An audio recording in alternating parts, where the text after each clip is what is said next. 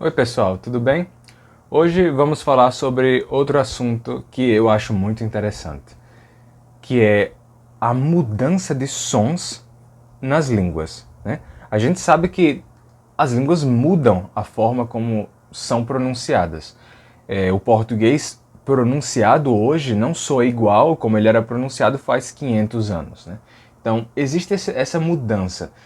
É, e em diferentes regiões a gente escuta o português pronunciado de formas muito diferentes. Então, dentro do Brasil mesmo, ou em comparação entre o Brasil, Portugal e países africanos onde se fala português, a gente escuta diferenças de pronúncia. Mas como isso acontece? Como é que as línguas mudam de pronúncia? Pode, por que eu digo isso? Porque alguma pessoa poderia pensar, eu aprendi português com os meus pais. E eu falo eu falo o mesmo português que eles. E eles aprenderam com os pais deles e eles falam o mesmo português que os pais deles.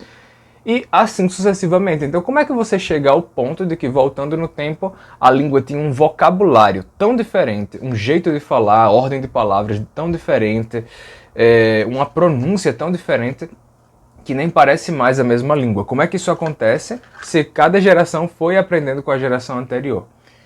Bem, o que acontece é que existem mudanças que vão sucedendo dentro da língua que acontecem, que ocorrem sem a gente perceber.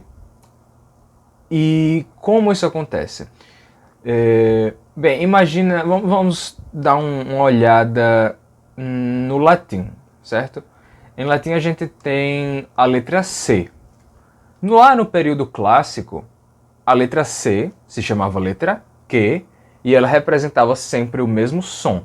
Era K, Q, Ki, Ko, Ku. Certo? K, Q, Ki, Ko, Ku. Era o mesmo som sempre. O que tinha sentido, né? Se você... Não tem sentido você ir formar o abecedário da sua língua e você pensar, opa, pera, vou usar essa letra aqui, só que quando eu escrever ela antes de A, vai ter som de Q, vai ser K. Mas aí, quando eu colocar ela antes da letra E, eu quero que ela faça som de S. Então vai ser K, C, Si, Ko, Ku. Isso não tem sentido, né? O óbvio é que quando você forma o abecedário da sua língua, você pega uma letra para fazer um som e pronto. Mas mudanças acontecem. Tá? Então, no próprio latim, o que aconteceu? Que as vogais e I, elas são palatais. Tipo, quando você pronuncia um a língua está lá embaixo. A. Ou quando você diz O e U, a língua está recuada. O, U. Mas quando você diz I, veja que a língua ela se aproxima daqui, ó. I. Diferente de um O. A língua se retrai, né, para trás.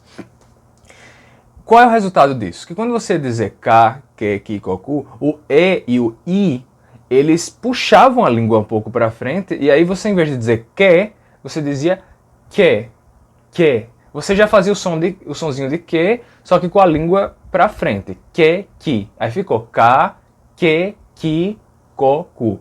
Ainda está parecido, né? Mas perceba que agora já tem um leve chiado. K, Q, Ki, Ko, Ku. É óbvio que as pessoas começaram a falar assim por praticidade, né? Mais prático. E ninguém percebia que estava falando diferente mesmo. Só estava... Não, é só outro jeito de dizer a mesma coisa. É sempre isso que passa na cabeça dos falantes, né? É só outro jeito mais relaxado de dizer a mesma coisa. Quando, na verdade, eles já estão produzindo um som diferente sem ter muita consciência disso.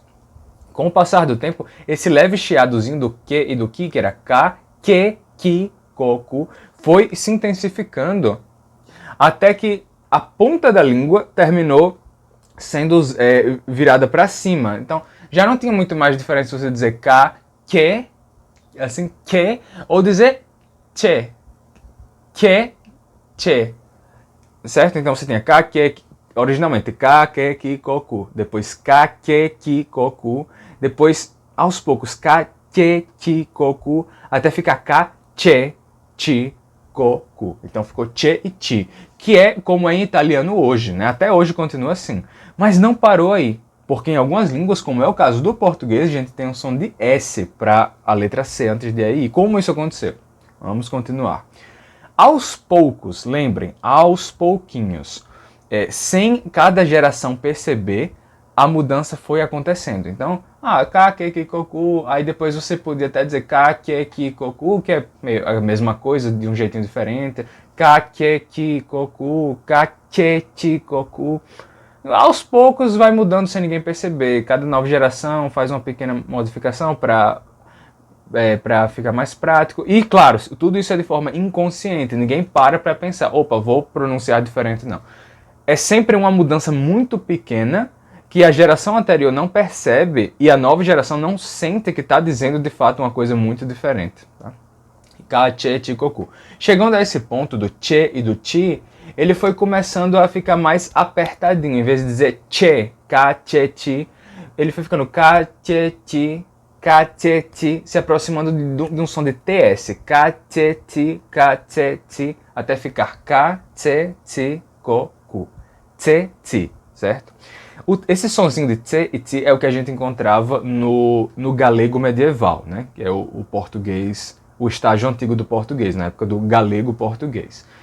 E por isso que a gente tem a letra cedilha, né? Vocês pensam, por que tem que ser cedilha diferente de dois S? Por que a gente escreve uma palavra com C cedilha se poderia colocar SS e ia fazer o mesmo som?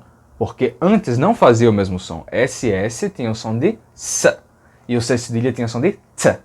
Então, sabe, caçar com cedilha, caçar com dois S, era caçar e caçar. Cedilha, caçar, dois S, caçar. Sons diferentes. Por que tem palavra que é com C e outra que é com S? Tipo, centro se escreve com C, porque era centro. C, centro. Enquanto que sábio, com S, sábio. Centro, sábio. E aí, esse sonzinho... E a mesma coisa acontece para o S e o Z, né? Por que casa é com S, mas, sei lá... o que é que tem com Z aí? Razão. Razão é com Z. Porque era casa e razão. D. Casa, razão. O Z era como se fosse DZ. D. Diferente do som do S de casa, que é só o Z mesmo. Tá? Então...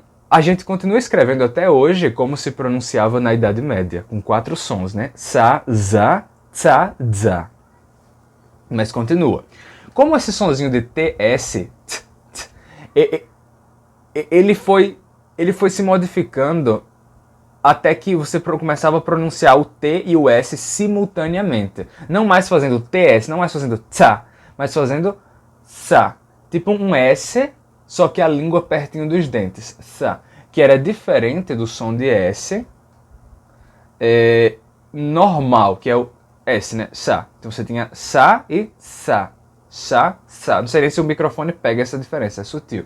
Sa, então você teria uma palavra como sábio, que era com som de sa, sábio, sábio. E você teria caçar, né, com cedilha, que era caçar, caçar. A língua mais próxima dos dentes. Esses sons são tão parecidos um com o outro que a gente terminou igualando. Lembrando, tudo isso sem ninguém fazer de propósito, ninguém percebeu isso, né? Veja que eu já saí do som de que e já estou entrando no som de S, né? Então foi que, che, che, che, che, che, che, che, che, che, che, che, che, se, C. C. Assim que virou C. Não foi um pulo, né? Foi C. Certo? Isso bem gradual, de geração em geração, sem ninguém perceber a mudança. Interessante, né? E é assim que os sons das línguas mudam, né? E é bem gradual, ninguém percebe mesmo que está mudando. Hoje, por exemplo, no Brasil, estamos vivendo esse tipo de coisas. A letra T, o som de T e o som de D, quando eles vão antes do som de I, em grande parte do Brasil... Então, som de helicóptero, dá para ouvir? Tá, vamos continuar. E normalmente as pessoas não sentem, né, essa mudança no som. E aí você vai ter transformação de Q até virar C, de geração em geração. E no Brasil, nós estamos vivendo esse tipo de coisas. Pense, por exemplo, no som de T e no som de D. que antes do som de I, em grande parte do Brasil, viram ti e di. Como é que um som original de ti pula para um ti? Ou como um som de di vira di? Não é um pulo instantâneo, é aos poucos, porque o I, como eu falei, ele é palatal. I. Então, quando você pronuncia ti, então, em muitos locais, a língua começou a ficar nessa posição I enquanto você ia fazer o som de T. Então, em vez de fazer ti, você fazia ti. Saía um leve chiadinho, né? Ti. Isso foi se intensificando aos poucos, de geração em geração. No começo, tinha lugares no Brasil onde as pessoas diziam bom dia, como é o caso daqui, eu digo bom dia. Em outros, você ouviria algo como bom dia, ou seja, di.